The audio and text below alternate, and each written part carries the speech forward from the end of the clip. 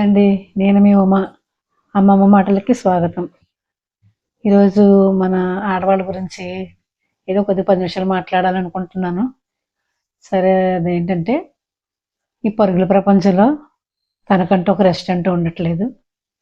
పిల్లలు, ఇల్లు, ప్రపంచం, బయట ఉద్యోగాలు, ఇంకా భర్తకి మంచి చెడ్డ చూడడం, వీటితోనే సరిపోతుంది. తన గురించి తను ఎప్పుడు పట్టించుకోవడం అన్నది చాలా తక్కువ.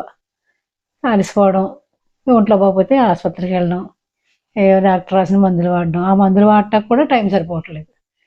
ఇంక ఈ ఇంటి పని, వంట పని, ఈ పనే సరిపోతుంది దానికి. కాబట్టి ఏం జరిగింది, మనకంటూ మనం కొంచెం టైం తీసుకోవాలి. ఆహారంలో కూడా జాగ్రత్తలు చూసుకోవాలి. మనం తినే ఆహారం కూడా అందరు తిన్నా తినొచ్చులే, తర్వాత తిందాం అని చల్లారిపోయింది. లేకపోతే ఒక రోజునైతే టైము ఎక్కువ 11, 12 రాత్రి అయిపోతుంది ఒక్కోసారి. ఇంకేం తింటాంలేని బద్దకించి పడుకోవడం, దానివల్ల నీరసం రావడం, మళ్ళీ పొద్దున్న లేసి మళ్ళీ మామూలుగా ఇంటి పని అంతా చేసుకోవాల్సి వస్తుంది. దాని గురించి మీరు ఏం చేయాలంటే, కనీసం ఒక 5 గంటల కన్నా, ప్రొద్దుటే 5 గంటలకి లేచి చక్కగా 10 నిమిషాలు, పావుగంటో, అరగంటో ధ్యానం చేసుకోండి. ఆ ధ్యానం అయ్యాక ఒక ప్రాణాయామం చేయండి. ముక్కుతో గాలి పీల్చి ఒక ముక్కుతో వదలడం, మళ్ళీ కుడి ముక్కుని పీల్చుకుని ఎడమ ముక్కుకి వదలడం. అలాగా అల్లం విలోమ ప్రాణాయామం ఒక 10 నిమిషాలు చేయండి. తర్వాత ఒక 5-6 ఎక్సర్సైజులు, ఆసనాలు వేయండి. దానివల్ల మీకు చాలా హెల్తీగా ఉంటారు. తర్వాత పిల్లలకు కూడా మంచి హుషారుగా ఏమన్నా చేసి పెట్టగలుగుతారు. ఈ పరుగుల ప్రపంచంలో ఇంకా ఎన్నాలంటే ఉమ్మడి కుటుంబాలు ఉండేవి.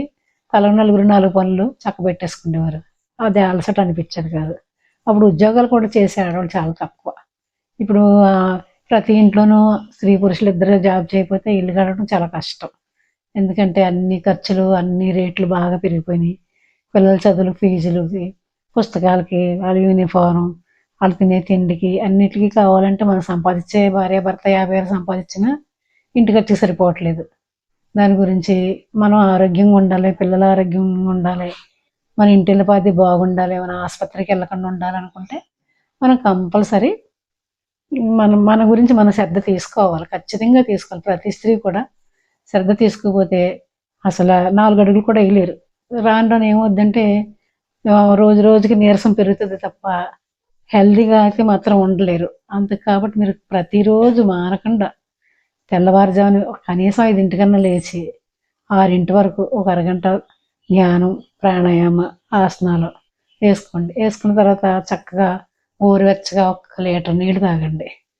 అది లీటర్ నీళ్ళు తాగడం వల్ల చాలా హెల్తీగా ఉంటుంది. బ్లడ్ కూడా పలచబడి చాలా హుషారుగా, యాక్టివ్గా మీరు పనులు చేసుకోగలుగుతారు. అయిన తర్వాత టైం టు టైం భోజనం చేయండి. టైం టు టైం ప్రొద్దుటే 8 గంటల లోపు టిఫిన్ చేసేయండి. 12కి 1 గంట లోపల భోజనం చేయండి.